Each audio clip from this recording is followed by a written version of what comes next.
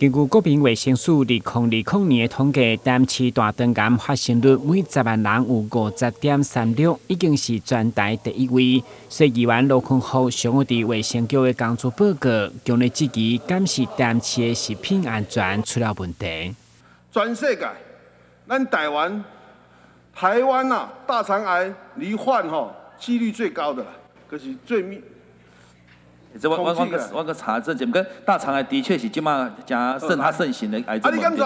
你敢知台南市是全国啦全国最高的。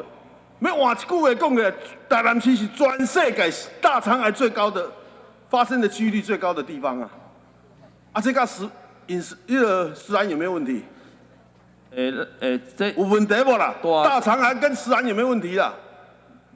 目前无直接的证据，讲行食安有直接证据啦。那不过当然是病从口入无对啦，就议员讲无对，所以讲咱来注意食安有没有问题啦？探讨。你卫生局对那个直接回答有没有问题啦？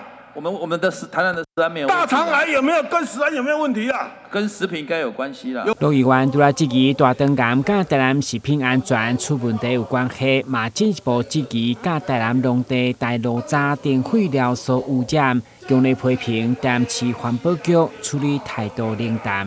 我已经处理的那个再生粒料，就是炉渣有毒，伫咱台南市大汉尔济，你拢冷处理。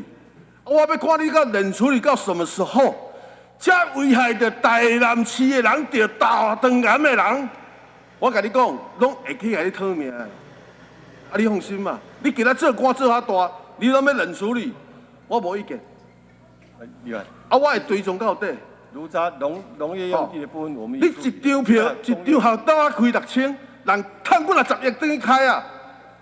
你无要追究，你知道吗？这是生命的问题呀、他留下的炉渣的污糟，留的遐物件咧，残留咧，你敢知子孙啊，这拢伤害着？ 你拢冷处理啊，早期迄是可以再利用的。